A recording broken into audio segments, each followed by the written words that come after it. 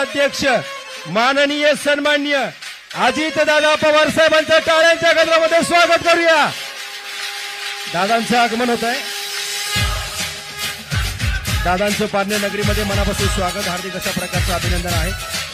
दादांसोबत मात्र मान्यवरांचं आगमन या ठिकाणी होत आहे। जोरदार टाळ्यांच्या गजरामध्ये स्वागत करूया महाराष्ट्र राज्याचे लाडके उपमुख्यमंत्री, विकास कामांचा वादा अर्थात लाडके उपमुख्यमंत्री अजितदादा साहेबांचं आगमन मनापासून स्वागत करूया। दादांचं आगमन मनापासून स्वागत करूया। मी दादांना विनंती करतो, या संवाद मेळाव्याची आपण सुरुवात कुलवाडी भूषण छत्रपती शिवाजी महाराजांच्या प्रतिमेचं पूजन करून आपण या ठिकाणी करत आहोत। मी विनंती करतो, आपण मंचावरती आहात, आपण त्या ठिकाणी जायचं आणि या ठिकाणी पूजन करायचं आहे। त्यांच्या समेत या ठिकाणी उपस्थित होत आहेत सभापती काशीनाथ दाते सरांचं आगमन होत आहे, मनापासून स्वागत करतो। कुलवाडी भूषण छत्रपती शिवाजी महाराज हिंदवी स्वराज्याचे संस्थापक राज्याचे उपमुख्यमंत्री अजितदादांच्या उपस्थितीमध्ये आपण प्रतिमा पूजन केलेलं आहे। बोला छत्रपती शिवाजी महाराज की जय, भवानी जय शिवाजी। ज्यांची आपण आतुरतेने वाट पाहत होतो, राष्ट्रवादी काँग्रेस पार्टी संवाद मेळावा आणि जाहीर पदाधिकाऱ्यांचा अगदी मात्र पक्षप्रवेश या कार्यक्रमाच्या निमित्तानं मान्यवरांचं आगमन होत आहे। मी विनंती करतो, आपण सगळेजण पुढे येऊन बसायचं आहे। साईटला जे काही माझा मतदार बंधू भगिनी या ठिकाणी उपस्थित आहे ना, मी त्यांना विनंती करतो, आपण समोर येऊन बसायचं आहे। दादांचं आगमन होतंय, दादांचं इथं मनापासून स्वागत करतो। कार्यक्रमाच्या निमित्तानं सन्माननीय पुणे जिल्हा परिषदेचे माजी उपाध्यक्ष सुजितरावजी झावरे पाटील साहेबांचं आगमन होतंय, मनापासून स्वागत करतो। नगर जिल्ह्याचे माजी जिल्हा परिषदेचे उपाध्यक्ष आणि जिल्हा परिषद पदावरती मात्र काम करताना विकास कामांची खरतर नांदी ज्यांनी आणली, आदरणीय सुजितरावजी झावरे पाटील साहेबांचं आगमन या ठिकाणी होते, त्यांचं मनापासून स्वागत करतो। ज्यांची जिल्हा अध्यक्षपदी नव्यानं मात्र नेमणूक करण्यात आली, राष्ट्रवादी काँग्रेस पार्टी अशोकरावजी सावंत साहेबांचं आगमन आहे, मनापासून स्वागत करतो। या कार्यक्रमाच्या निमित्तानं सभापती काशीनाथ दाते सरांचं या ठिकाणी आगमन आहे, मनापासून स्वागत आहे। मंडळी, एक गोष्ट मला आवर्जून सांगायची आहे, दादा मात्र या ठिकाणी उपस्थित झालेले आहे। ज्यांचे मौलिक आणि मौखिक विचार ऐकण्यासाठी आपण उपस्थित झालात, दादांचं आगमन होत आहे। सगळ्यांना विनंती करतो,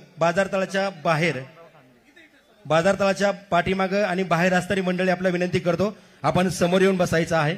या ठिकाणी सभापती अरुणरावजी ठाणगे यांचं आगमन या ठिकाणी होत आहे, त्यांचं मनापासून स्वागत, हार्दिक अशा प्रकारचं अभिनंदन।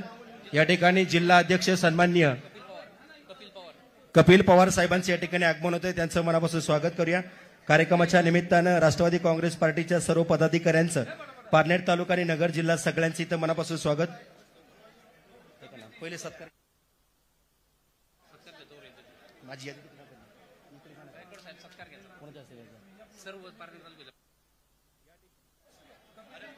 राष्ट्रीय अध्यक्ष आणि दरम्यानच्या काळामध्ये नगरपंचायतचे माजी नगराध्यक्ष विजू आवटी यांचं आगमन होते, त्यांचं मनापासून स्वागत करतो। संबंध पारनेर तालुक्याची जनता या ठिकाणी उपस्थित आहे, त्यांचं मनापासून स्वागत करूया। या कार्यक्रमाच्या निमित्तानं पहिला सन्मान या ठिकाणी केला जातोय महाराष्ट्र राज्याचे लाडके उपमुख्यमंत्री तथा पालकमंत्री दादांचा सन्मान पारनेर तालुक्याच्या वतीनं होतोय। हात वर करून टाळ्यांच्या गजरामध्ये स्वागत करूया। मी संबंध पारनेर तालुक्याच्या पदाधिकाऱ्यांना विनंती करतो की आपण दादांचा या ठिकाणी सन्मान करायचा आहे। संबंध पारनेर तालुक्याच्या वतीनं आजचा होणारा संवाद मेळावा, जाहीर पक्षप्रवेश, महाराष्ट्र राज्याचे लाडके उपमुख्यमंत्री, राष्ट्रीय अध्यक्ष राष्ट्रवादी काँग्रेस पार्टी, आपल्या महाराष्ट्राचे नेते अजितदादा पवार साहेबांचं या ठिकाणी स्वागत केलं जात आहे, दादांचं मनापासून स्वागत। या ठिकाणी धनगर समाजाच्या वतीनं खरतर धनगरी मात्र घोंगडी देऊन दादांचा सन्मान या ठिकाणी केला जातोय। मी विनंती करतो शिवाजीराव गुजर आणि सगळा त्यांचे कार्यकर्ते, आपण दादांचा धनगरी घोंगडी देऊन या ठिकाणी सन्मान करायचा आहे। दादांचा सन्मान धनगरी घोंगडी देऊन या ठिकाणी होतोय, टाळ्यांच्या गजरामध्ये स्वागत करूया। दादांचा सन्मान पारनेर नगरीमध्ये होतोय। उत्तम प्रशासक, दूरगामी विचार, अविरत लोकसेवा, तरुणांचं कुशल संघटन, पारदर्शक कारभाराचा चकाकता आरसा, आदरणीय दादांचं मात्र या ठिकाणी स्वागत केलं जात आहे। या ठिकाणी पारनेर तालुक्याच्या वतीनं राष्ट्रवादी काँग्रेस पार्टी प्रदेश सचिव, माथाडी कामगारचे अध्यक्ष सन्माननीय बाळासाहेबजी बोरकर यांच्या उपस्थितीमध्ये शाल आणि श्रीफळ देऊन दादांचा या ठिकाणी सन्मान होत आहे। अजितदादा पवार साहेबांचा राष्ट्रवादी काँग्रेस पार्टीचा मंडळी, घड्याळ तेज पण वेळ नवी, आपलं मनापासून स्वागत आहे।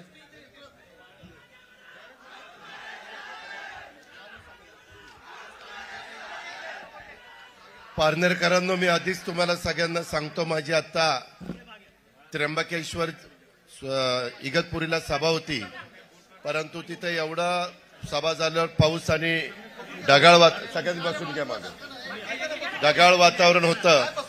मला हेलिकॉप्टर पण इकडे आणता येत नव्हतं, परंतु त्याच्यामध्ये आम्ही विनंती केली पायलटला. पायलट म्हणला की दादा मी कसा बसा नेतो. त्यांनी आणलं, परंतु त्यांनी सांगितलं की तुम्हाला परत 4:30 वाजता निघावं लागेल, तर तुम्ही मुंबईला पोहोचाल, कारण तिकडे पुन्हा ढगाळ वातावरण आहे. मधल्या काळामध्ये आपलंच एक हेलिकॉप्टर पुण्यावरून रायगडला जाताना टेक ऑफ करून ढगाळ वातावरणामध्ये दुर्घटना घडली आणि त्याच्यामध्ये 3 जण मृत्युमुखी पडले. आज खरं तर मी तुमच्या परिसरामध्ये येण्याचं कारण म्हणजे मधल्या काळात आपल्याला सगळ्यांना माहिती आहे की आपल्या महाराष्ट्रामध्ये विधानसभेच्या निवडणुका जाहीर झालेल्या आहेत आणि त्याच्यामध्ये महायुती वर्सेस महाविकास आघाडी, अजून तिसरी आघाडी झालेली आहे. मनसे स्वतंत्र लढतीये, अनेक जण लढतात, कारण घटनेचे शिल्पकार डॉक्टर बाबासाहेब आंबेडकरांनी संविधानाच्या माध्यमातून प्रत्येकाला लढण्याचा अधिकार दिलेला आहे. हे सगळं होत असताना आपल्या महाराष्ट्रात चांद्यापासून बांद्यापर्यंत आम्ही 288 उमेदवार उभे करणार आहोत महायुती म्हणून. त्याच्यामध्ये काही घड्याळाचं चिन्ह घेऊन उभे राहतील, काही त्या ठिकाणी धनुष्यबाणाचं चिन्ह घेऊन उभे राहतील, काही कमळाचं चिन्ह घेऊन उभे राहतील. समोरचे त्यांच्या परीनं त्यांचं काम करतील. पारनेर हा माझा नगर जिल्ह्यातला एक दुष्काळी तालुका. पाठीमागच्या काळामध्ये ह्या भागाचं प्रतिनिधित्व मला जसं राजकारण कळतंय तसं सुरुवातीला त्यामध्ये वसंतराव झावरेंनी केलं. वसंतराव झावरेंच्या नंतर विजय औटींनी त्या ठिकाणी केलं. त्याच्यानंतर निलेश लंकेंनी त्या ठिकाणी केलं. कुणी प्रतिनिधित्व करावं हा जनता जनार्दनांचा अधिकार आहे, कारण तुम्ही मतदार आहेत. कुणाला निवडून द्यायचं, कुणाला बाजूला करायचं हा सर्व तुमचा अधिकार आहे. मधल्या काळामध्ये एक गोष्ट घडली की माझ्या मुंबईला मी ज्या ठिकाणी मीटिंग घेतो, जरा आवाज बंद करा. ज्यांचा आवाज येईल त्याला तिकीट अजिबात देणार नाही. मग बघा काय करायचं ते, गप्पा बसायचं. मी अजित पवार बोलतोय, दुसरा कोणी बोलत नाहीये. त्याच्यामुळे मलाही तुमचा उत्साह कळतोय. मी त्याच्याबद्दल तुमचे आभार मानतो, धन्यवाद देतो, तुमचा आदर करतो, कारण तुमच्या उत्साहाच्या जोरावरच निवडणुका होत असतात. कार्यकर्ता हा पक्षाचा कणा असतो ह्याची जाणीव आहे, परंतु शिस्त पाळायला पण आपण काही शिकलं पाहिजे. आजच्या या कार्यक्रमाला उपस्थित असणारे ज्यांना आत्ताच इकडच्या भागाची जबाबदारी दिलेली आहे, अर्ध्या जिल्ह्याचे 2, आपला नगर दक्षिण आणि नगर उत्तर मोठा जिल्हा असल्यामुळं तिकडे मी कपिल पवारांच्यावर जबाबदारी दिलेली आहे. इकडच्या बाजूला आता अशोक सावंतांच्यावर जबाबदारी दिलेली आहे. अशोक सावंत, काशीनाथराव दाते, सुजितजी झावरे, विजयजी औटी, कपिलजी पवार, प्रशांतजी गायकवाड, अक्षयजी शिंदे, बाळासाहेब बोरकर, विक्रम कळमकर, प्रभाकर शेठ कवाद, अनेक मान्यवर इथं आहेत.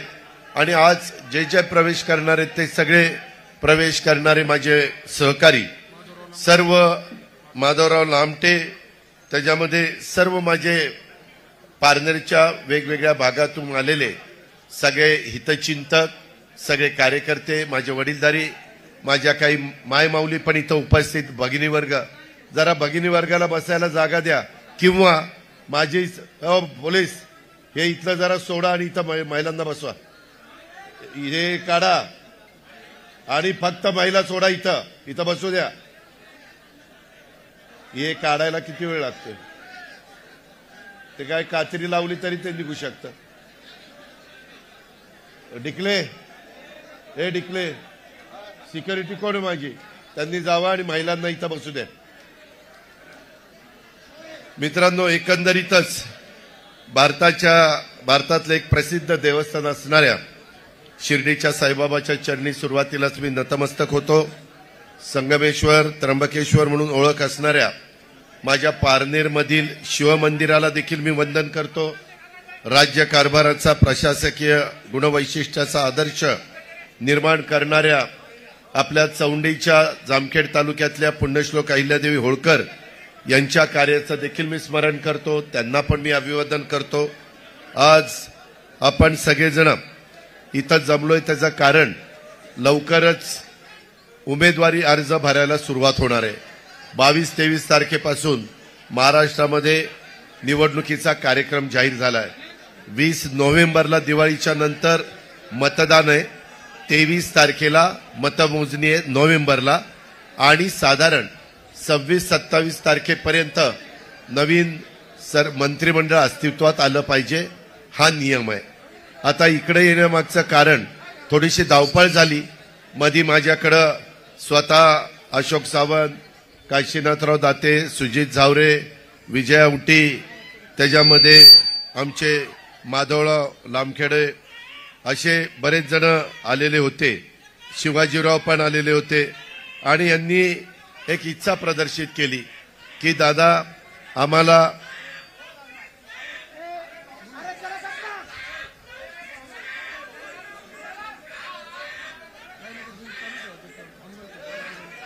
याला हे दुपारी चंद्रावर गेलं का रे असं म्हटलं तर कसं रे आपलं व्हायचं. साधू संतांनी काय विचार सांगितलेले आहेत, तुकाराम महाराजांनी माऊलीनं काय सांगितलेलं आहे. ठीक आहे, हौसे नवसे गौसे असतात, आपल्याला आपलं काम करायचंय. मी आपल्याला सगळ्यांना हे सांगतो की मी या सगळ्यांशी चर्चा केली, या सगळ्यांना राष्ट्रवादी काँग्रेस पक्षामध्ये प्रवेश केलाय. त्याच्यामध्ये मी त्यांना सांगितलं की मी मेळाव्याच्या निमित्तानं येतो. पाठीमागच्या लोकसभेच्या निवडणुकीच्या निमित्तानं महाराष्ट्रामध्ये जो कौल मिळायला पाहिजे, दुर्दैवाने तो आम्हाला मिळाला नाही. महायुतीचे अनेक उमेदवार तिथं पराभूत झाले आणि महाविकास आघाडीचे निवडून आले. परंतु त्या काळामध्ये एक नरेटिव्ह सेट करण्याचा प्रयत्न केला. तो नरेटिव्ह असा होता की संविधान बदललं जाणार, आरक्षण काढलं जाणार, आपल्याला आता संधी मिळणार नाही. आदिवासी समाजामध्ये पण हा मेसेज गेला आणि माझ्या मागासवर्गीय समाजामध्ये देखील हा मेसेज गेला. आणि मी जाहीरपणे सांगायचो, वेगवेगळ्या भागामध्ये जाऊन सांगायचो की बाबांनो हे खोटं आहे, हे चुकीचं आहे, हा प्रचाराचा भाग आहे. घटनेचे शिल्पकार डॉक्टर बाबासाहेब आंबेडकरांनी दिलेलं संविधान जगातलं एक उत्तम संविधान आहे. आपला भारत देश एकसंघ ठेवण्याचं काम ह्या संविधानाने केलंय. सर्व धर्म समभाव ही एक प्रत्येकाला, शिवशाहू फुले आंबेडकरांच्या महाराष्ट्रामध्ये प्रत्येकाला जातीभेद न ठेवता प्रत्येकाचा मान सन्मान ठेवला जातो, ही आपली संस्कृती आहे. चव्हाण साहेब, यशवंतराव चव्हाण साहेब जे पहिले मुख्यमंत्री महाराष्ट्राचे झाले, त्यांनी आपल्याला शिकवण दिलेली, ही परंपरा आपण जतन केली पाहिजे. परंतु त्यावेळेस आमच्यावर कमी विश्वास दाखवला आणि समोरच्यांनी नरेटिव्ह सेट करून जास्त विश्वास दाखवला, त्याचा फटका बसला. त्याच्यामध्ये अब की बार 400 पार असाही प्रचार झाला. आणि मग काही जण सांगायचे की कशाला 400 पार पाहिजेत, ह्यांना घटना बदलायची, ह्यांना संविधान बदलायचं आहे. तुम्ही बघा, आता महाराष्ट्रामध्ये बहुतेक सगळ्या तालुक्यामध्ये संविधान भवन हा उभा करण्याचा निर्णय झालेला आहे. पंतप्रधानांनी तिसऱ्यांदा देशाचे पंतप्रधान म्हणून ज्यावेळेस शपथ घेतली त्यावेळेस त्याच्यामध्ये हे आता तुम्ही दाखवलं ना, ए बाळा मी बघितलं काय होतं, मागच्या लोकांना दिसत नाही. माझी विनंती आहे की ते तुमचं लक्षात आलंय, तुम्ही कुणाचे समर्थक आहात ते सगळं मला लक्षात आलंय. त्या पद्धतीने मला तुमच्याबद्दल आदर आहे, काळजी करू नका, पण मागच्या लोकांना पण दिसू द्या अशी माझी विनंती आहे. मला इथं मीडियावाले पण आहेत, तुम्ही कॅमेरा सेट केला असता खाली बसा ना. तुमच्या पाठी बघायला माझी लोक आली नाहीत, मला बघायला आलीत आणि मला ऐकायला आलीत, खाली बसा. त्या संदर्भामध्ये मला आपल्याला सगळ्यांना सांगायचं आहे की एकंदरीतच जो लोकसभेला फटका बसला, शेवटी लोकशाही आहे, आम्ही त्याचा आदर केला. त्याच्यानंतर आम्ही पुन्हा कामाला लागलो. एकनाथराव शिंदे राज्याचे मुख्यमंत्री आहेत, उपमुख्यमंत्री देवेंद्रजी आहेत, मी आहे, वेगवेगळे मंत्रिमंडळामध्ये सहकारी आहेत. आम्ही राज्याचं हित कशात आहे, माझ्या शेतकऱ्यांचं हित कशात आहे, माझ्या मायमाऊलींचं हित कशात आहे. मी पारनेरकरांनो 10 वेळेला आपल्या राज्याचा अर्थसंकल्प सादर केला. त्यावेळेस मला अर्थसंकल्प सादर करत असताना मी फार विचार केला. मी ग्रामीण भागामध्ये काम करणारा एकेकाळचा कार्यकर्ता, मी पहिल्यांदा माझ्या गावच्या विकास सोसायटीचा पंच होतो, नंतर चेअरमन झालो, नंतर बँकेला डायरेक्टर झालो, नंतर बँकेचा चेअरमन झालो. असा टप्प्याटप्प्यामध्ये मी तिथं आज इथपर्यंत पोहोचलेलो आहे. त्याच्यावर ग्रामीण भागामध्ये कम म्हणजे काय, पीक कर्ज कसं करायचं असतं, कसं द्यायचं असतं, मध्यमुदत म्हणजे काय, दीर्घ मुदत म्हणजे काय, संस्था चांगली कशी चालवायची, ह्या सगळ्या गोष्टी मला माहिती आहेत. दुधाचा व्यवसाय मी केलाय, पोल्ट्रीचा व्यवसाय मी केलाय, शेतीवाडी मी करतोय. आज देखील जरी मी राज्याचा उपमुख्यमंत्री असलो तरी शेतामध्ये जाऊन त्या ठिकाणी मी माझ्या परीनं काम करण्याचा प्रयत्न, पिकं चांगली आणण्याचा प्रयत्न करतो असतो, कारण माझ्या बापदाद्यांनी ते केलेलं आहे. माझ्या आजोबांनी, पंजोबांनी, खापर पंजोबांनी, माझ्या वडिलांनी, आता मी करतोय, आता पुढची पिढी करेल. आणि ही परंपरा सगळ्या पारनेरमध्ये चालू आहे, माझ्या नगरमध्ये चालू आहे, माझ्या श्रीरामपूरमध्ये चालू आहे, माझ्या शिर्डीमध्ये चालू आहे, सगळीकडेच चालू आहे, श्रीगोंद्याला आहे, मी सगळी नावं घेत नाही, सगळीकडे आहे.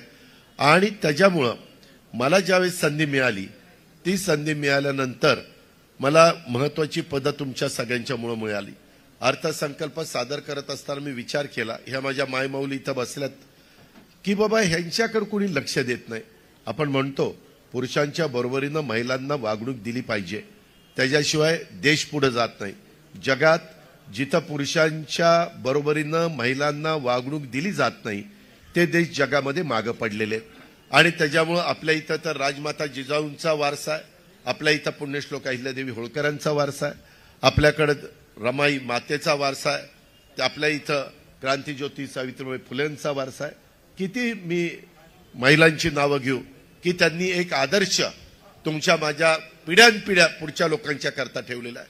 पण आज माझ्या गावामध्ये, माझ्या वाडी वस्तीवर जाणारी, खुरपणीला जाणारी महिला, आज धुडंबांधणी करणारी महिला, आज स्वयंपाक करणारी महिला, आज तिथं कचरा गोळा करणारी महिला, आज काही ठिकाणी काचा गोळा करण्याचं काम महिला करते.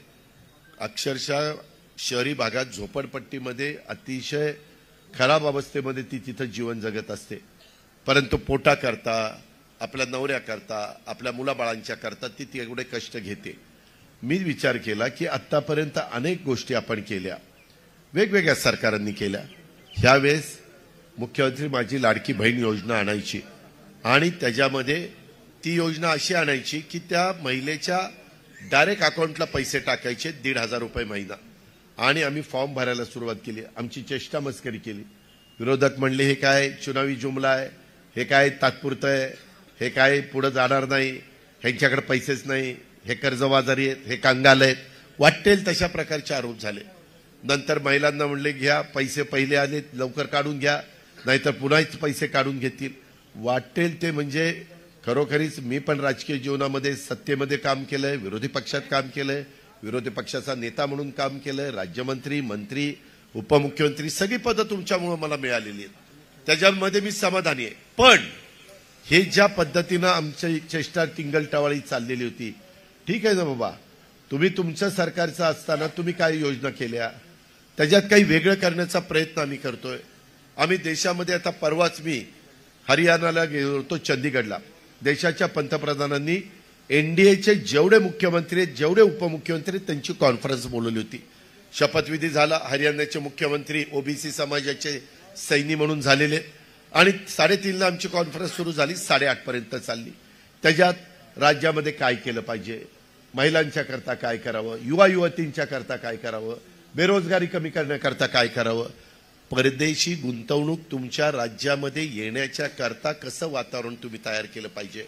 आज पारनेर तालुका माझा दुष्काळी तालुका, परंतु सुप्याला एमआयडीसी आल्यानंतर पारनेरचं चित्र बदलायला लागलं. परंतु आज तिथं दहशत पण आहे, आज तिथं गुंडगिरी पण आहे, आज तिथं दादागिरी पण आहे. त्या संदर्भात आता महाराष्ट्रात मी सगळीकडे फिरतोय. माझ्या पिंपरी चिंचवडला इंडस्ट्री आली, तिथं असं काही आम्ही होऊन देत नाही. नव्या मुंबईत आता बाळासाहेब इथं आहेत, त्यांना विचारा, तिथं इंडस्ट्री आहे. तुमच्या पलीकडे शिरूर तालुका आहे, शिरूरला पण राजनरगाव एमआयडीसीला इंडस्ट्री आहे. माझ्या इथं बारामतीला, इंदापूरला आहे, सगळ्या भागात. कारण त्या भागातल्या मुलांना मुलींना रोजगार निर्माण व्हावा, त्यांच्या हाताला काम मिळावं. कारण सगळेच काही शेतकरी नाही आहेत. जे शेतकरी आहेत त्यांच्याकरता पाणी आणण्याच्या बद्दल अनेक महत्वाचे निर्णय अलीकडच्या काळात आम्ही सरकारमध्ये घेतलेले आहेत. आणि आमचा तर प्रयत्न हा आहे की पश्चिमेकडे पडणारं पाणी ते समुद्राला जातं, ते आपल्याला वळून पूर्वेकडे आणायचे, धरणं भरण्याचे. तशा पद्धतीनं आपण येवला तालुक्यामध्ये नाशिकला प्रयोग केला, तो सक्सेस झाला. आम्ही उजनी धरण भीमा खोऱ्यात आहे, भीमा नदीचं पाणी सीना खोऱ्यात घातलं, बोगदा केला, पाणी जायला लागलं. तिकडं दोंबलकवडीचं पाणी तिकडच्या बोगद्यातनं निरा खोऱ्यात आणलं, पाणी यायला लागलं. खंडाळा तालुका जिराज भाग बागायती झाला. असं आता खूप वेगळ्या पद्धतीनं करता येतं. पारनेरकरांनो, तुमचा विश्वास बसणार नाही.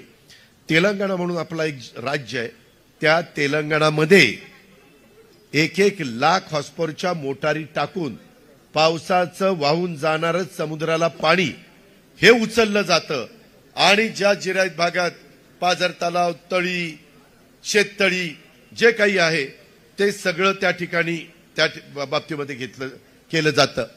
तशा पद्धतीनं आम्ही देखील त्या ठिकाणी केलं. मी यावेळेसचा अर्थसंकल्प सादर करताना थांबा ना बाबा, मी तेच सांगतोय ना बाळा, तेच सांगतोय. तुझ्या मनात जे आहे ना तेच माझ्या बोलण्यातनं बाहेर पडणार आहे. थांब जरा.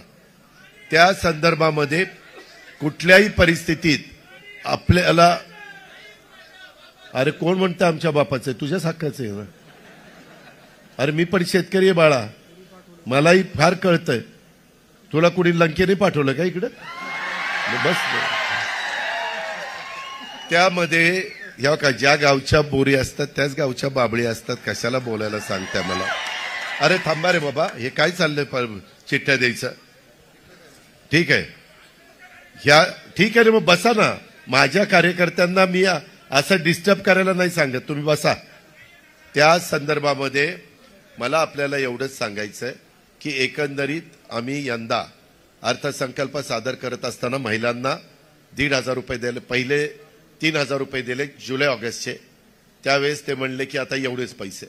ही आम्ही रक्षाबंधनाची, आता पण येताना माझ्या महिलांनी मला राखी बांधली. कोण हजारो राख्या यंदा मी मुख्यमंत्र्यांनी, उपमुख्यमंत्र्यांनी महाराष्ट्रामध्ये माझ्या बहिणींच्याकडनं, माझ्या मायमाऊलींच्याकडनं बांधून घेतल्या. कुणाला एवढं नशीब मिळतं, कुणाला एवढं महिलांचं प्रेम मिळतं. आज तशा पद्धतीनं आज महिलांनी आम्हाला दाखवून दिलेलं आहे. आणि त्याच्यामुळं 2 महिन्याचे पैसे दिल्यावर सप्टेंबरचे पैसे सोडले.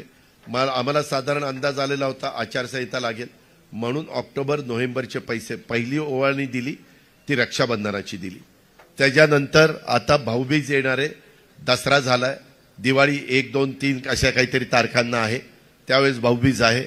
माझ्या बहिणींना, महाराष्ट्रातल्या माय माऊलींना 3,000 रुपये पाठवले, ती भाऊबीज म्हणून आम्ही ओवाळणी पाठवली. हे लोक काय म्हणतात, ते पैसे काढून घेतील. म्हणणाऱ्याला थोडी नाही, जनाची नाही, मनाची असायला पाहिजे. आपण आपल्या लाडक्या बहिणीला ओवाळणी टाकल्यानंतर ती परत घेतो, ही आपली परंपरा आहे. अरे उलट आपण त्या बहिणीला आधार देतो, तिच्या सुखदुःखात सहभागी होतो, तिच्या अडचणी सोडवण्याचं काम करतो. मी ह्या बहिणींनी राखी बांधली, या राखीच्या साक्षीनं मी सांगतो बहिणींना की तुमचा हा भाऊ तुम्हाला अंतर पडू देणार नाही, हा माझा तुम्हाला शब्द आहे. मी ह्या गोष्टी केल्या. मी एक मुलगी जन्माला आल्यानंतर तिला 18 वर्षाची होईपर्यंत 1,01,000 रुपयेपर्यंत रक्कम मी टप्प्याटप्प्यामध्ये देतो. यांनी प्रचार सुरू केला. आम्ही त्याच्या संदर्भामध्ये 3 गॅस सिलेंडर महिलांना वर्षाला द्यायचा निर्णय घेतला. त्याच्याबद्दलची अंमलबजावणी आम्ही सुरू केली. का तर गरिबांना आम्ही देतोय, त्याच्यात जातपात धर्म बघितला नाही. मागासवर्गीय असो, आदिवासी असो, अल्पसंख्याक असो, ओबीसी असो, बहुजन समाज असो, भटका समाज असो, कुठलाही समाज असू द्या, गरीब माझी माई माऊली असेल तिला 1,500 रुपये त्या ठिकाणी जाणार. ह्या पद्धतीने आम्ही सुरुवात केली. पैसे त्या ठिकाणी यायला लागले. मी बजेटमध्ये तरतूद केली. पहिली 10,000 कोटी केली, नंतर 35,000 कोटी रुपये केली. महिला बाल विकासची खात्याची मंत्री आमची आदिती तटकरे, तिला त्याच्यामध्ये लक्ष द्यायला सांगितलं. कुठेही अडचण येऊन देत नाही. बऱ्याच महिला म्हणतात दादा पैसे आम्हाला मिळाले, दादा आमच्या अकाउंटला पैसे आले. मी त्यांना म्हणतो ते तुमच्या करतायत, तुम्ही तुमच्या करता खर्च करा. इतके दिवस तुम्ही तुमच्या पोटाला चिमटा काढला आणि नवऱ्या करता मुलाबाळांच्या करता केलं. अहो पण तुम्हालाही काहीतरी आहे ना, मन आहे, तुमची पण काही आवड आहे, तुम्हालाही पारनेरच्या बाजारात आल्यानंतर काहीतरी घ्यावंसं वाटतं, तुमचा हक्क आहे. परंतु तिकडे कुणी बघितलं नाही.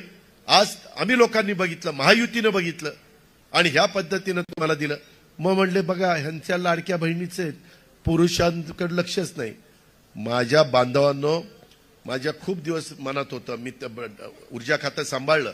मी देवेंद्रजींशी बोललो, देवेंद्रजी आपण 3, 5, 7.5 हॉर्सपॉवरच्या मोटार चालवणाऱ्या इलेक्ट्रिक पंप चालवणाऱ्या शेतकऱ्यांना त्यांचे कनेक्शन तोडतात. मग कधीतरी आमच्या शेतकऱ्याला नाईलाज असतं, मनात नसतं, पण आकडा टाकावा लागतो, कारण पाणी असतं विहिरीत आणि पिकाला तर पाणी देता येत नाही. आणि त्या पद्धतीनं आम्ही ती वीज माफी केली. आता पारनेरकरांनो, शून्याचं बिल आलं की नाही तुम्हाला? प्रत्येकाला आलं. आम्ही बोलतो तसं वागतो. महाराष्ट्राला माहिती आहे, गेले 35 वर्ष अजित पवार थोडासा कडक असेल, परंतु शब्दाचा पक्का आहे. मी आज तुम्हाला सगळ्यांना सांगतो, ही वीज माफी आहे, ही तात्पुरती नाही. 44 लाख शेतकरी, 44 लाख, त्या 44 लाख शेतकऱ्यांना आम्ही त्याच्यामध्ये 3, 5, 7.5ची वीज माफी केली. आता पारनेरकरांनो, टप्प्याटप्प्यानी आम्ही तुम्हाला दिवसा वीज देणार आहे. तुम्ही म्हणाला मग ह्याच्या आधी का नाही दिली? ह्याच्या आधी न देण्याचं कारण हो का? आता तुम्हाला मी दाखवतो. मोहन येवले हे आपले तनपुरेवाडीचे राहुरी तालुक्यातले, ह्यांचं बिल, त्यांचं 10,256 रुपये बिल होतं 3 हॉर्सपॉवरचं. शासनाने भरलेली रक्कम 10,256, ग्राहकाने भरावायची रक्कम 00 बिल. कधी असं झालेलं नव्हतं. एकदा मला आठवतंय 2003ला सुशील कुमार शिंदे असताना दिलं आणि 2004ला पुन्हा आम्ही सत्तेवर आलो. लोकांना आवडलं, लोकांनी आम्हाला निवडून दिलं आणि पुन्हा बिलं पाठवायला लागलं. मी म्हणलं असं कसं? लोकांना आपण सांगून मतं घेतली, राव खोटं कसं काय बोलायचं? नाही म्हणले, आपल्याला परवडत नाही. मी अर्थमंत्री म्हणून सांगतो, दरवर्षी तुमच्या बिलाचे 15,000 कोटी रुपये राज्य सरकारच्या तिजोरीतनं महावितरणला भरण्याच्या करता आपली ऐपत आहे. अजित पवार तुमच्या समोर बोलतोय, 7 लाख कोटीचा अर्थसंकल्प मी दरवर्षी सादर करतो. गेल्या वर्षी 6.5, 50,000 वाढतो. पुढच्या वेळेस 7 लाख कोटी. 7 लाख कोटी पैकी 3 लाख कोटी पगाराला, पेन्शनला आणि घेतलेल्या कर्जाच्या व्याजाला जातात. 4 लाख कोटी आपल्याला विविध योजना करता, वेगवेगळ्या लाभार्थ्यांना लाभ देण्याकरता, माझ्या मागासवर्गीय आदिवासी मुलामुलींना शिक्षणाकरता, इतर पण वर्गातल्या गरिबांच्या करता आपल्याला मदत करता येते. रस्ते, लाईट, पाणी हे सगळं आपण त्याच्यातनं करतो. आता आम्ही काय केलं, 35,000 एकर जमीन, बॅरन लँड, पूर्वी जशी माझ्या पारनेरची होती तशी कुसळ उगवायचं, तशा प्रकारची लँड त्यांना दिली आणि मोठ्या मोठ्या कंपन्यांना सांगितलं मला तिथं वीज द्या. पूर्वीची वीज आपल्याला तुमच्यापर्यंत पोहोचवायला 7 रुपये युनिटला खर्च मिळायचा. आता सोलर, सूर्यप्रकाश आला की तुमची वीज चालू, त्याचा खर्च 3 रुपये येतो. 4 रुपयाची बचत झाली. त्याच्यामुळं आता इथून पुढं पारनेरकरांनो 6 ते 8 महिन्यात आम्ही लोक, महायुती सरकार, तुम्हाला दिवस उजाडला तुमचा वीज पंप चालू, दिवस मावळला वीज पंप बंद करायचा, घरामध्ये जाऊन बायका पोरांच्या मध्ये रात्रीचं जेवण करून सुखामध्ये त्यांच्याबरोबर राहायचं. बिबट्याची काळजी नाही, रात्री विंचू काट्याची काळजी नाही. मला ते खूप दिवस काय होतं, आठवड्यातले 3 दिवस तुम्हाला दिवसा आणि 3 दिवस रात्री, लोक अक्षरशः बेजार होतात. बरं कुठं काय कधी रात्री घडेल सांगता येत नाही. आणि म्हणून हा एक निर्णय आम्ही घेतलाय. आणि इथनं पुढं मी आपल्याला सांगतो, ह्या योजना माय माऊलींनो, बांधवांनो, तुमचा दुधाचा दर, माझ्या जिल्ह्यात भागामध्ये दूध जास्त होतं, गाईचा धंदा माझा पण आहे, कधी पण काटेवाडीला येऊन बघा. त्यामध्ये गाईच्या सडातलं काढलेलं जसंच्या तसं दूध, काही मिक्स करायचं नाही, काही युरिया फिरिया काही टाकायचं नाही, जसंच्या तसं कोरं दूध तुम्ही डेअरीला घाला. डेअरी तुम्हाला 28 रुपये देईल. आम्ही तुमच्या दुधाला 7 रुपये अनुदान 1 ऑक्टोबर पासून जास्त देणार. 35 रुपये माझ्या शेतकऱ्याला परवडावं म्हणून आम्ही देतोय. शेतकरी आमचा आहे, आम्ही शेतकऱ्याचे, शेतकरी ही आमची जात आहे, आम्ही दुसरी जात मानत नाही. ठीक आहे, कुणी त्या काळामध्ये जातीच्या भिंती केल्या असतील, पण माणुसकी ही तुमची माझी जात आहे, हे आपण लक्षात घ्या. आणि ह्या पद्धतीने ह्या सगळ्या योजना आपण देतोय. ह्या योजना पुढेही मायमाऊलींनो चालू ठेवायच्यात, पुढेही चालू ठेवायच्यात. पण त्याकरता तुम्हाला पारनेरमध्ये येणाऱ्या निवडणुकीमध्ये घड्याळाच्या चित्राच्या शेजारचं बटन दाबावं लागेल. आम्ही लोक पुन्हा येऊ, आम्ही आल्यानंतर ह्या योजना चालू ठेवू. केंद्र सरकार आमच्या विचाराचं आहे. केंद्र सरकार आमच्या विचाराचं असल्यामुळं मोदी साहेबांची, पियुष गोयल यांची, नितीन गडकरींची, त्याच्यामध्ये नवीन कृषी मंत्री झालेले शिवराज सिंग चौहान, त्यांनी मध्य प्रदेश खूप पुढे नेलेला आहे, त्यांची, अमित भाईंची, ह्या सगळ्यांच्या आमच्या ओळखी आहेत. मधी मला फटका ज्यावेळेस लोकसभेला बसला, मी त्यांना म्हणलं, काही वेगवेगळे त्याचे कंकोरे होते, त्याच्यात जसं संविधानाचं होतं तसं आमचा कांदा उत्पादक शेतकरी माझ्या बारामतीत आहे, माझ्या पारनेरमध्ये आहे, माझ्या नगर जिल्ह्यात आहे, माझ्या नाशिक जिल्ह्यात आहे, माझ्या पुणे जिल्ह्यात आहे. आणि त्यांचं निर्यात बंदी केल्यामुळे भाव पाडायचे. ते म्हणायचे राव आम्ही शेतकरी आमचे भाव पाडतात. आता कांदा निर्यात बंदी उठवलेली आहे. केंद्र सरकारच्या विचाराचं उद्याच्याला विधानसभेचं सरकार तुम्ही आणलं तर आम्ही हक्काने जाऊन जागतिक बँकेचा 0.5% पैसे आपण आपल्या विकास कामाला आणू शकतो. जपान गव्हर्नमेंटचे आता पुण्याला नदी सुधार कार्यक्रम चाललाय. 1000 कोटी रुपये आणले 0.5%. 0.5%. तुम्ही तर 10 रुपये शेकड्याने घेताय. नंदीवाले माकडवाले वगैरे देतात ना, 10 रुपये शेकडा रेट चाललं गेले. 0.5% वर्षाला त्याच्यातनं विकास करता येतो, त्याच्यातनं कायापालट करता येतो. आज रस्ते सगळे नॅशनल हायवे चाललेत, विमानतळ चाललीत, बंदरं चाललीत, वंदे भारत ट्रेन चालल्यात. हे ह्याच्यातनं द्योतक आहे, त्याच्यातून आपण हे करतोय. आणि म्हणून आपल्याला मोठे अजून पाण्याचे प्रश्न जे आता माझ्या शेतकऱ्यांनी तिथं बोर्ड धरलेला होता त्याचं खरं दुखणं तेच आहे. आज पलीकडच्या बाजूला जे पाणी पडतंय, आता माणिकडो, मी आता येताना माणिकडो, डिंबे, येलदरी, आपल्या पिंपळगाव, जोगा ह्या धरणावरनच आलो. माझं निळवंडे, माझं भंडारदारा निळवंड्याचं पाणी तिकडच्या खालच्या लोकांना मिळतं, आपल्याला मिळतं ते कुकडीचं पाणी त्या ठिकाणी मिळतं. आणि काही ठिकाणी बोगद्याने ह्या सगळ्या गोष्टी करायच्या. आता पाण्याची बचत करता येते. उजनी प्रचंड भरून वाहत आहे. उजनीची फ्लॅपची उंची मी वाढवलेली आहे, त्याच्यावर 14 TMC पाणी जास्तीचं मावतंय. ह्या सगळ्या गोष्टी करायच्यात. आम्हाला त्याचा अनुभव आहे, आम्ही काही भागामध्ये करून दाखवलेलं आहे. आज पश्चिमेकडचं पाणी पूर्वेकडे आणण्याच्या करता आम्ही केंद्र सरकारशी बोललोय. ते म्हणले आम्ही तुम्हाला त्याच्यातनं निधी देतो. विरोधी पक्षाचे सरकार आलं तर त्यांचं केंद्र कुणी ऐकणार नाही. केंद्रवाले म्हणतील आमचं ऐकत नाही. आज ऊसाचा पण MSPचा दर मी वाढवून द्यायला सांगितलेला आहे. कांदा निर्यात बंदी झाल्यामुळे कांद्याचे भाव, टोमॅटोचे भाव, भाजीपाल्याचे भाव आता चांगले. अचानक परतीचा पाऊस पडतोय, काही ठिकाणी नुकसान होतंय, पंचनामे करायला सांगितले, त्याच्याबद्दलची भरपाई द्यायला सांगितलेले. पीक विमा उतरवलेला आहे. काही लोकांना पीक विम्याचे पण पैसे यायला लागलेले. कुठं अडचण असेल तर ती बघीत त्याच्यातनं मार्ग काढीन. शेवटी आपल्याला मार्ग आपणच काढणार आहे, दुसरं कोणी काढणार नाही. इथलं राजकारण बदललेलं आहे. इथं राजकारणामध्ये आज पारनेरमध्ये मागच्या काळात मीच निलेश लंकेला आपल्या राष्ट्रवादीमध्ये घेतलं, निवडून आणलं. परंतु त्याच्यानंतरच्या कोरोनाच्या काळामध्ये आम्ही सर्वतोपरी सहकार्य केलं. परंतु माणसं एखाद्या वेळेस महत्वाच्या पदावर गेल्यानंतर बदलतात. तशा पद्धतीनं निलेशचं झालं. निलेश त्या ठिकाणी बदलला. त्याच्या अवतीभोवतीची चांडाळ चौकटी त्यांनी तर पारनेरकरांची वाटच लावलेली. मी तुम्हाला सांगतो, एकंदरीतच मी अर्थमंत्री म्हणून मला यंदा 1 वर्ष मी विरोधी पक्षात होतो, 1 वर्ष कोरोनात गेला, 3च वर्ष मला मिळाली. 3 वर्षामध्ये ह्या बहुतेकांच्या तालुक्याला हजारो कोटी रुपये देण्याचं काम मी केलं. पारनेरला पण मी 1,500 ते 2,000 कोटी रुपये दिले.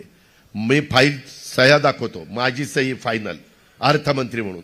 ठीक आहे, बाकीचे कोणी क्रेडिट घेत असेल, पण पारनेरकरांनो लक्षात घ्या, मी तुमच्याकडे बघून, कारण शिरूर आणि माझं पारनेर फक्त मधी नदीच आहे. आंबेगाव माझं पारनेर. इथं पारनेरचा येताना इथल्या सहकारी साखर कारखान्याच्या बद्दल पण मला निवेदन दिलंय.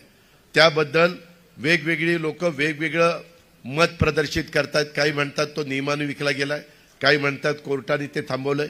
मी कोर्ट मॅटर असल्यामुळे मी त्याचा नीट अभ्यास करीन. मला कारखाने चांगले चालवता येतात, सगळ्यांना माहिती आहे. माझ्या ताब्यामध्ये माझ्या बारामतीचे 2 कारखाने. कुठले? सोमेश्वर सहकारी साखर कारखाना, माळेगाव सहकारी साखर कारखाना. पारनेरकरांना भाव किती द्यावा? माळेगावमध्ये भाव 3,636 रुपये भाव दिलाय. 3,636 रुपये टन. आणि माझ्या सोमेश्वरनी 3,571. 3,571. तुम्हाला किती मिळतो? 2700, 2800, 2900. डोक्यावरून पाणी 3,000. ही पद्धत शेवटी ही जादूची कांडी नाही रे बाबांनो. ह्याच्यामध्ये कष्ट, मेहनत घ्यावी लागते, वेळ द्यावा लागतो, तर संस्था टिकतात. आज तुमच्या पारनेरमध्ये पण काही पतसंस्था चांगल्या आहेत ना. जे चांगलं आहे त्याला चांगलं म्हणलं पाहिजे, पण काही वाईट पण झाले. म्हणजे तुम्ही जनतेचे पैसे घेता आणि बुडवता, तुम्हाला कुणी अधिकार दिलाय? असल्यांना आपण सोडणार नाही, ते किती मोठ्या बापाचा असू द्या, तू तुझ्या घरचा. कायदा नियम सगळ्याला सारखा. आणि त्यामुळं आपली पारनेर शहर नळ पाणी पुरवठा योजना असेल ती प्रलंबित आहे. इतर काही प्रश्न आहेत. केंद्र सरकारने हर घर नल ही एक योजना आणलेली आहे, हे आपण लक्षात घ्या. मध्ये मी मागे असंच तो अशोक सावंत माझ्या मागे लागायचा की दादा संत निळोबाराय देवस्थानला मला काहीतरी निधी द्या. मी तिथं गेलो होतो, मी जाहीर केला मी देईन, परंतु कामाच्या व्यापातनं माझ्याकडनं राहिलं. नंतर मला पण अशोकने आठवण केली. मी म्हणलं हो बाबा मी गेलो होतो आणि मी संत निळोबाराव देवस्थानला म्हणालो होतो की मी देईन. 7 कोटी रुपये परवा पाठवून दिले. 7 कोटी रुपये. तुम्ही विचारा देवस्थानला आले की नाही. सगळी सोंग करता येतात, पैशाचं सोंग नाही करता येत. पारनेरकरांनो भावनिक होऊ नका. आपल्याला आपल्या तालुक्याला पुढे न्यायचंय. सगळेच जण इच्छुक आहेत. सगळ्यालाच वाटतं की बाबा काशीनाथ दात्यांना वाटतं मी आमदार व्हावं, मी आता वय झालं, माझी शेवटची संधी. सुजितला वाटतंय मागे संधी दिली होती पण थोडक्यात माझा चान्स गेला, आता मला चान्स मिळावा, त्याचं ते म्हणणं. विजय आवटीला वाटतं मी नगराध्यक्ष होतो, त्याच्यामुळं त्याची इच्छा तशा पद्धतीचे. आमचे त्या बाबतीमध्ये असणारे माधवराव हे आपले नगरचा काही भाग जो आपल्याला जोडलेला आहे, जिल्हा परिषदेचा 1 का 2 गट, तिकडचं ते प्रतिनिधित्व करतात. त्याच्यामुळं त्यांची इच्छा तशा पद्धतीनं आहे. शिवाजीरावची पण इच्छा तिथं आहे. त्याच्यामध्ये अजून कोणाची असे, अरे काय बाबा ऐका त्याच्या, अरे थांबा रे बाबा, ठीक आहे. मला ह्यांना तुम्हाला सांगतो, तुम्ही असं वाटून देऊ नका काय अजित पवार मोठा आला की माईक हातात घेतला, आमच्या लोकांना बोलून दिलं नाही. मला टेक ऑफ घ्यायचा आहे. काही काही गोष्टी पाळाव्या लागतात, नियम पाळावे लागतात. ढगाळ वातावरण असलं तर मी ढगाला म्हणू शकत नाही अरे पारनेरला उशीर झाला, जरा बाजूला हो.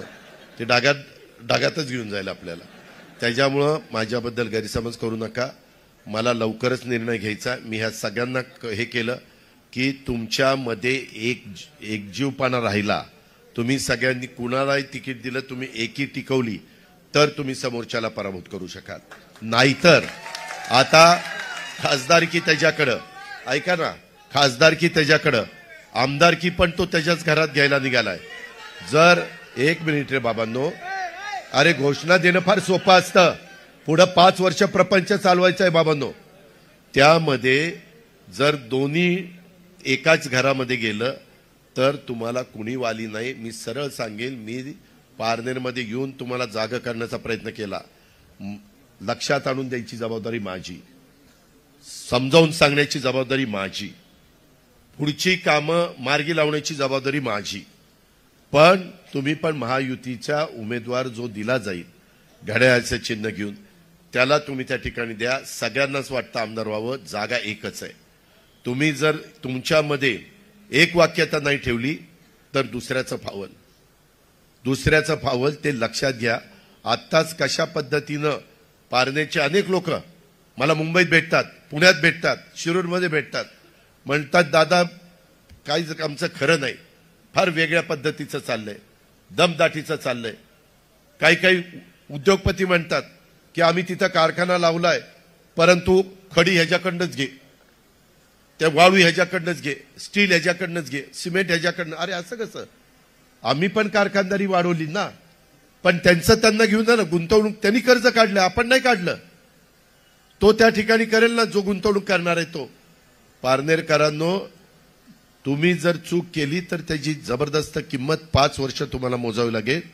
भावनिक बनवू नका. आमचा सगळ्यांना आदर आहे. आम्ही पवार साहेबांचाही आदर करतो. आम्ही काही वेगळे कुणी नाहीये. परंतु आता आम्ही काम करतोय ना, आम्ही राज्य चालवतो ना, आम्ही संस्था चांगल्या चालवतो. माझी पुणे जिल्हा मध्यवर्ती सहकारी बँक येऊन बघा, 0% व्याजाने पीक कर्ज देतो मी शेतकऱ्यांना. मी संस्था चांगल्या चालवतो, पण एकट्या माझ्या तालुक्यात चालून चालणार नाही. मला त्या नगर जिल्ह्यात पण चालवायच्यात, मला त्या सांध्यापासून बांध्यापर्यंत चालवायच्या. नाहीतर मी नुसतं सांगणार मी 3636 दिले आणि तुम्ही 2900 घेतले. 700 रुपये टनाला कमी. खर्च तेवढाच, बेण्याचा खर्च, लागणीचा खर्च, पहिलं डोस, दुसरा डोस, खांदणी बांधणी नळी सगळं तेवढंच ना. कसा शेतकरी उपजायला येण्याचा. आज आमच्या भागामध्ये आर्थिक सुबत्ता आली. का आली? की त्यांच्या कष्टाला योग्य दाम मिळालं म्हणून आली. त्यांच्या दुधाला योग्य दर मिळाला, त्यांच्या पोल्ट्रीला योग्य दर मिळाला, त्यांच्या ऊसाला योग्य दर मिळाला, त्यांच्या फळबागांना, त्यांच्या भाजीपाल्याला योग्य दर मिळाला. प्रक्रिया करणारी कारखानदारी करता येतं. करण्याची हिंमत पाहिजे, करण्याचं धाडस पाहिजे. माझी तुम्हाला विनंती आहे की बऱ्याच गोष्टी मला त्या निमित्तानं सांगता येतील, पण माझी आपल्याला आग्रहाची विनंती आहे की आम्ही कानूर पठार भागाला लिफ्टचं 1 TMC वेगवेगळे पारनेर कारखाना, सुपा MIDC मध्ये, प्रगतीमध्ये, उद्योगधंदेवाडी आणि सुप्यामध्ये अजूनही कारखाने यायला तयार आहेत. वातावरण चांगलं ठेवा. ते म्हणतात की आम्हाला इकडे यायला, कारण आपला नवीन काल परवाच मला हे भेटले नितीन गडकरींनी संभाजीनगर ते पुणा नवीन मार्ग तयार केलेला आहे. तो झाला की आणखीन आपल्याकडे रहदारी वाढणार आहे, इकडचा लोड कमी होणार आहे. अशा पद्धतीनं पण मोबदला चांगला देणार आहे, चांगला जमिनीचा दर देणार आहे. त्याच्यामध्ये सह्याद्रीच्या घाटमाथ्यावरून पश्चिमेकडे जाणारं पाणी अडून कुकडी, मुळा, गोदावरी खोऱ्यात वळवण्याचा प्रश्न मी आत्ताच तुम्हाला ते सांगितलं. मुळा असे आपले काही वेगवेगळ्या प्रकारचे प्रश्न आहेत. ते प्रश्न मी तुम्हाला सोडून देईल. तुम्ही काळजी करू नका. मी फार काही लांब नाहीये. आपण एकमेकाच्या जवळच आहे, फक्त नदी जवळ आहे.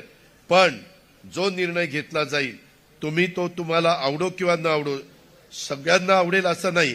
काही हितचिंतक नाराज होतील, पण सर्वसामान्य मतदार आणि माझ्या मायमाऊली तुम्ही लक्षात ठेवा, ही निवडणूक तुमची आहे. तुमचे हे सगळे योजना पुढे चालवायच्यात. माझ्या वीज माफीची योजना चालवायची, माझ्या दुधाची योजना चालवायची, माझ्या शेतकऱ्यांचा कांद्याला दर मिळवून द्यायचा आहे, माझ्या शेतकऱ्यांना वेगवेगळ्या पिकांना दर मिळवून द्यायचा आहे. आणि ते केंद्राच्या हातात आहे आणि केंद्र आमच्या विचाराचं आहे. आम्ही तिथे जाऊन आणू भांडून. नाही भांडलो तर तुम्ही आम्हाला जा विचारा किंवा दादा तुम्ही तिथं म्हणला का नाही आता करत, हेच सांगायला मी आलेलो आहे. वेळ कमी आहे, समजून घ्या एवढीच विनंती करतो. पुन्हा फॉर्म भरण्याच्या निमित्तानं किंवा अजून एका सभेच्या निमित्तानं येईल, पण गाफील राहू नका, भावनिक होऊ नका. काही जण आणखीन काही वेगवेगळे सांगतील. पैशाचं सोंग करता येत नाही. पैसा करत असताना त्याच्यामध्ये विचारपूर्वकच ते करावं लागतो. आज अतिशय कमी वेळेत मी तुम्हाला कळवल्यानंतर तुम्ही एवढ्या मोठ्या संख्येने इथं उपस्थित राहिलात त्याबद्दल आमचा अशोक सावंत असेल, विजयावटे असेल, माधवराव लामखडे असतील, काशीनाथराव दाते असतील, सुजित झावरे असतील, आमचे बाकीचे सगळे सहकारी असतील, प्रभाकर शेठ कवाद असतील, जे इथे मान्यवर आहेत, सर्व मान्यवरांना मी धन्यवाद देतो. तुमचा उत्साह असाच टिकवा आणि घड्याळाच्या चिन्हाचा उमेदवार निवडून द्या. पुढची कामं मार्गी लावण्याचा शब्द अजित पवार तुम्हाला देतो आणि मी थांबतो. जय हिंद, जय महाराष्ट्र.